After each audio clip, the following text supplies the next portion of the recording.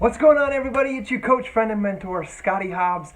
I just got done with only a 1 mile run this morning because it's so cold out there. But I want to give you guys a little update. Today is my first day of physical therapy here in exactly 1 hour. So I'm excited to see how that goes following the PRP protocol coming out of the platelet-rich plasma procedure that I had done about 3 weeks ago. So I'm excited about that. Excited to see how everything's coming along and just get an update and be able to give you guys an update as well. But I was thinking about, as I was running this morning, I was thinking about a movie that Gabby and I watched about 2 weeks ago. I remember when I first saw the previews called Hacksaw Ridge. And we saw the previews like, oh, we gotta see that. So we picked it up at the Red Box a few days ago and we watched the movie, and I was thinking about it this morning. And if any of you guys have seen Hacksaw Ridge, comment below in the comments here. Also, if you're on here, let me know who's on here with me so we can start a discussion after this video. But I was thinking specifically about this movie, and I don't remember the characters' names by any means, but I'll just talk about their character and how I believe it can relate to you guys if you're in an organization or you're trying to lead or trying to become the best person that you can. You see, he went through a lot of hardships. There's going to be a few lessons that I'm going to talk about in this video. He wanted to serve. Everybody in his town was serving their country. And he wanted to be a part of that, and his father was a part of that. So even though his father lost many of his friends in the war prior to him, he wanted to serve. He didn't want to be left behind and not serving his country. And he also had this dream of becoming, he wanted to be a medic. So he had some instances in his life as he had a really hard life, a hard childhood with his father coming back from the war as a different person and as an alcoholic, that he vowed to never pick up a gun again in his life.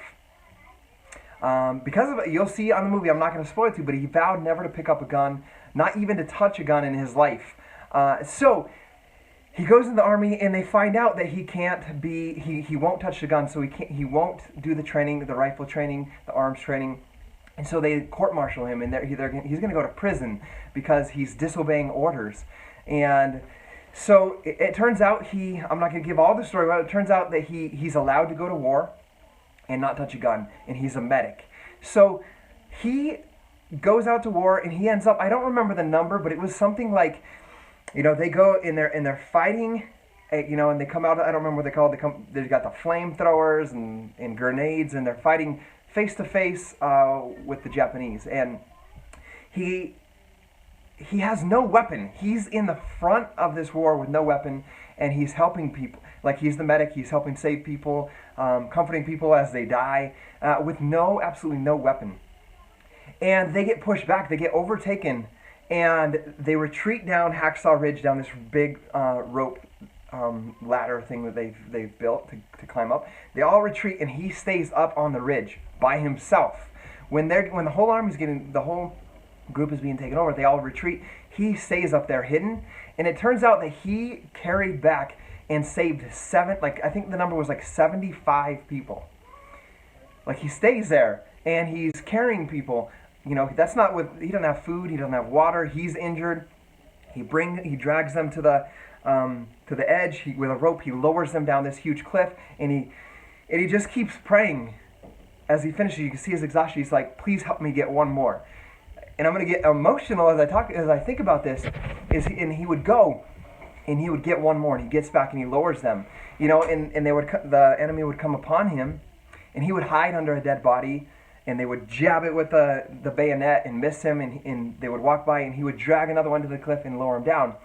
And just when you think he's done enough, he's helped so many people, and he's exhausted, and he should save his own life, he lowers them down, and he goes and he says again, God, please help me get one more.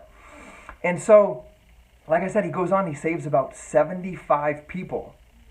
75 people. Had he retreated with the rest, and these soldiers that are retreating have their weapons, and they retreat. He has no weapon, and he stays up there alone, and he saves these people. And the cool thing is, in the end, he saves the leader of his, I don't know if it's a platoon or what you call it, but he saves his leader.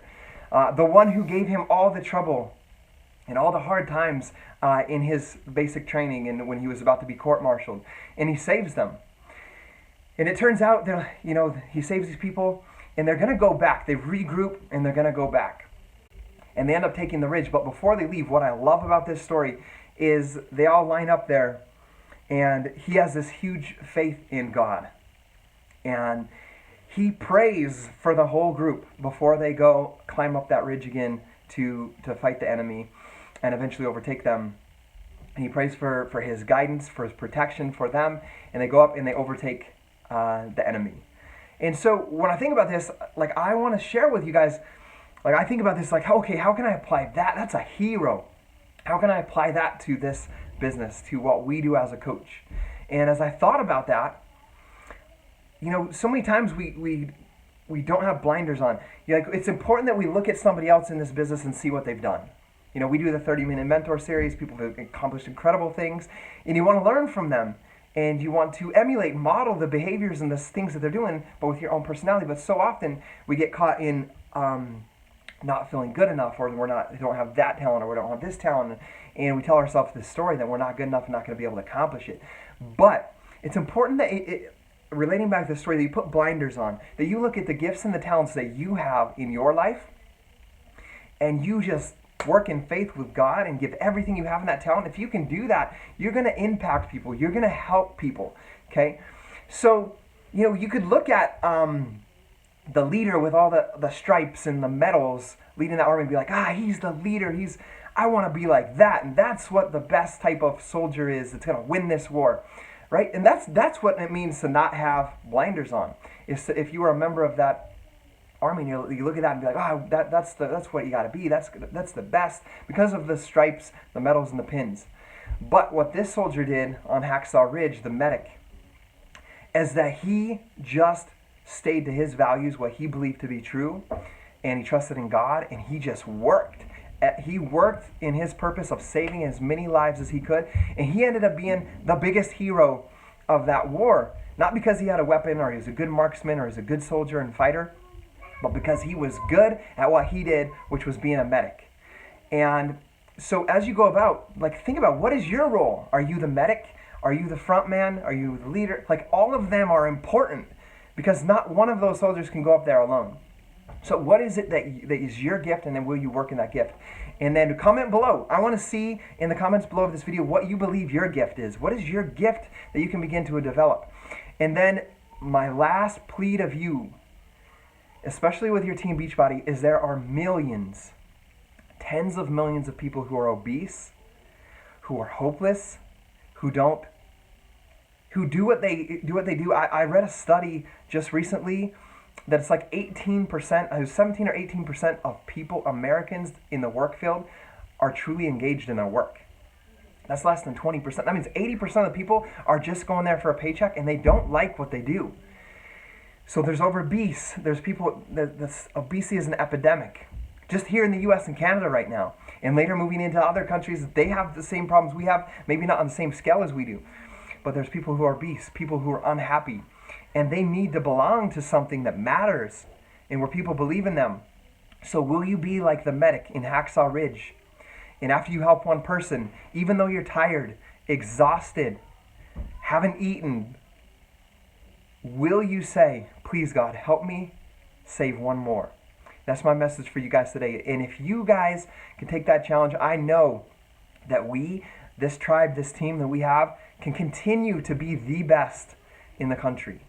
The most connected, most tight, and most fastest growing team in the country with Team Beachbody. I love you guys. Have an incredible day. I'm excited if you're in the Dynasty Income Surge with us later. I'm going to be sharing about sacrifices, and I'm going to bring it for like 45 minutes straight on how to create something pretty incredible in your life. So love you guys. Hope this helps. If this helps you, please share with somebody that might need to hear this message. What soldier will you be? And will you say, please help me save one more? See you guys later.